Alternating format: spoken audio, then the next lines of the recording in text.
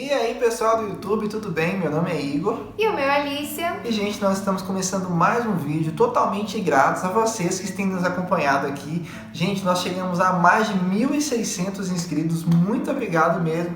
Você que é novo aqui no canal, deixe já aqui o seu like, o seu comentário, se inscreva em nosso canal, seja muito bem-vindo. Bom pessoal, então chega de enrolação, já pega logo a sua pipoca e bora lá pro vídeo.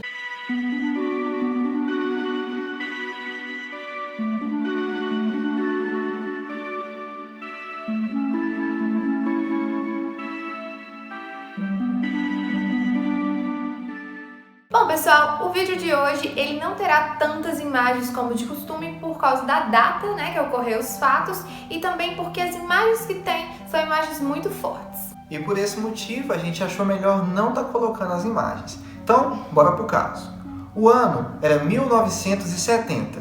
E o dia 23 de junho. Na Praia do Pina, localizada na região sul do Recife, foi encontrado logo pela manhã o corpo de uma menina, que aparentava ter os seus 8 anos de idade. E essa menina então estava com as mãos amarradas para trás, ela tinha também uma outra corda no seu pescoço e ela estava sem roupas. Devido a todo esse cenário, o caso tomou grande repercussão no estado naquela época, então as forças policiais estavam mobilizando-se, estavam unindo forças para conseguir achar quem cometeu aquele crime tão cruel com aquela criancinha de apenas ali cerca de 8 anos de idade. Durante as investigações, o nome da vítima ainda não tinha sido identificado.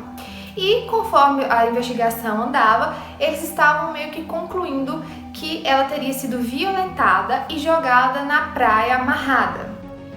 Depois, posteriormente, eles chegaram a uma possível conclusão que ela teria sido, a causa morte dela seria afogamento. No IML contém cerca de 8 fotografias reais, em que ela está na mesa do Instituto Médico Legal, ainda com as mãos amarradas para trás. Os detalhes das marcas no pescoço e também na face da menina são mostradas ainda nessas fotos. Além disso, a desolação que dá para poder ver no rosto dessa menina mostra o tanto que ela sofreu antes de morrer. O rosto dela realmente assim é um olhar de desolação, um olhar de tristeza, um olhar de medo, de menina com medo mesmo, uma criança que estava amedrontada. Então, mais investigações foram feitas, mais precisamente na necropsia oficial, que estava descrito no documento do dia 23 de junho, às 14 horas.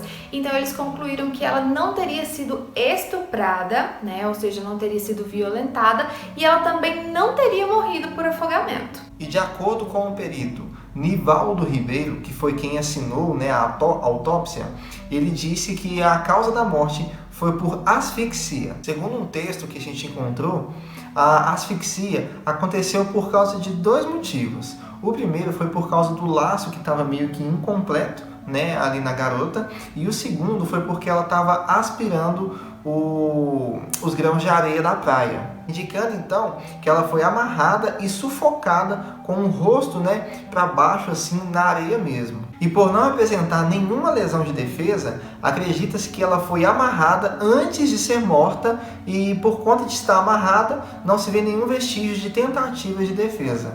E ainda de acordo com o laudo, a garota, sem nome, teria morrido então um dia antes, por volta das 8 ou 9 horas da noite. Além disso, teve uma parte bem detalhada do exame sexológico da vítima. E foram encontradas 3 lesões superficiais na vítima, no tórax e também na região do rosto. E segundo o perito, que a gente já falou dele, ele disse que essas lesões tiveram 2 motivos prováveis. Ou foi para poder trazer terror, um certo medo, ou então para poder fazer com que a vítima fosse realmente torturada. No estômago da vítima ainda havia alimentos não digeridos, como feijão e farinha de mandioca, o que indica que ela teria sido alimentada pouco antes de morrer. Mandioca para algumas cidades é o macaxeira. Macaxeira, aipim, Então assim, a gente não sabe de onde você é, mas o que acontece é que ela tinha se alimentado pouco tempo antes de ser assassinada.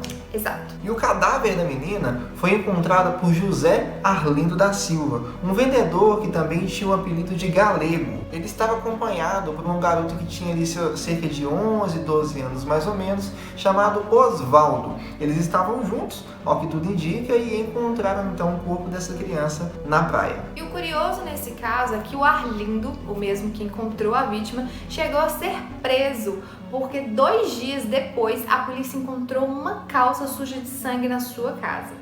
Além da calça suja de sangue, o Arlindo também havia sido incriminado por Osvaldo, a criança que andava com ele que eu falei anteriormente. Segundo Osvaldo, o Arlindo tinha sido visto com algumas cordas e na noite anterior falou que ia sair e ia procurar uma mulher. E mesmo com esse cenário, o Arlindo então foi solto menos de uma semana depois, porque um novo personagem entra em cena, Geraldo Magno, que na época tinha 22 anos e confessou o assassinato da garota. Em seu depoimento, o Magno disse que ele sempre via aquela menina andando pela praia sozinha e decidiu então chamar ela para poder passar a noite com ele e ofereceu para ela 5 cruzeiros. Ela então rejeitou e começou a zombar dele, falando que ele era um velhaco e algumas coisas do tipo. E por não ter aceitado, ele acabou se irando e matando aquela jovem. O Geraldo, o mecânico, então teria se arrependido do crime e ele teria dito que ele preferia morrer a ser conhecido como um assassino de criança. E ainda em 1970, quando o Geraldo foi a julgamento, ele mudou completamente a história. Ele alegou que na realidade ele havia sido vítima de coerção e ameaça por parte da polícia e por conta disso ele disse que confessou o crime anteriormente. Porém, o desembargador Nildo Neri teria afirmado que ele tinha total convicção que teria sido o Geraldo o assassino da menina sem nome. Isso porque quando ele foi realmente relatar, confessar o crime, ele havia dado riqueza de detalhes que só poderiam ter sido dados por quem realmente cometeu um crime desses. Além disso, o desembargador Nildo Neri, ele disse que o Geraldo chegou a morrer na prisão pouco antes de ter sido ido ao julgamento, Então ele morreu na ilha de Itamaracá, no Recife. É o que a gente até falou, no vídeo, de novo comentando aquele vídeo do Central Park 5, que se você já assistiu o vídeo você sabe, mas uma pessoa foi condenada, foi para prisão, com certeza na prisão existe meio que a lei dos prisioneiros, que quem mexe com criança, faz um abuso infantil, eles meio que pagam na prisão, e este homem provavelmente foi morto por causa disso. Exatamente. E como ele foi morto antes de ir ao julgamento, uma vez que ele tinha confessado e depois dito que não, nunca se soube ao certo se de fato, ele cometeu esse crime ou não. E aí ficam alguns mistérios, alguns pontos sem serem resolvidos. Vamos dar aqui alguns exemplos que conseguimos meio que entender durante a edição, a criação deste roteiro. Número 1. Será mesmo que o Geraldo cometeu esse crime? Ele matou realmente a menina sem nome? Isso porque, na época, o país vivia o regime militar. Isso fazia com que realmente houvesse um empoderamento das forças militares. E por isso poderia realmente ocorrer uma pressão por parte dos policiais para que houvesse então um criminoso de fato e que ele confessasse. E isso porque a gente não sabe qual que era de fato a influência do vendedor que primeiramente foi tido como suspeito e foi preso, uma semana depois foi solto justamente quando ele confessou esse crime, Exato. Número 2. Se o Geraldo Magno confessou que realmente fez esse crime e que praticou sexo com a garota, por que então que na autópsia o ímen dela estava intocado? Por que na autópsia foi constatado que não houve nenhum sinal de ato sexual? Número 3. Vocês lembram que a gente havia mencionado que o Arlindo, primeira pessoa suspeita nesse caso, que havia encontrado o corpo da menina, os policiais encontraram sangue nas calças deles, 2 dias depois? Então, que sangue era esse? Número 4. Será que aquela criança, o Osvaldo, ele foi meio que intimado a depor contra o Arlindo, o Galego, A gente também não sabe se houve uma intimidação por parte da polícia para achar algum culpado e que talvez não seria o culpado. Essa história é muito complicada mesmo. E número 5 e último, mas não menos importante, qual é então o nome dessa menina? Até hoje o túmulo dela é super visitado porque virou na verdade uma curiosidade, porque ela nunca foi identificada. Ninguém até hoje sabe qual é o nome dela. Então o caso de hoje foi esse, pessoal. Muito obrigado por nos ter acompanhado até aqui. Deixe o seu like, não se esqueça de ativar o sininho se você já é o nosso inscrito. Se você não é, se inscreva.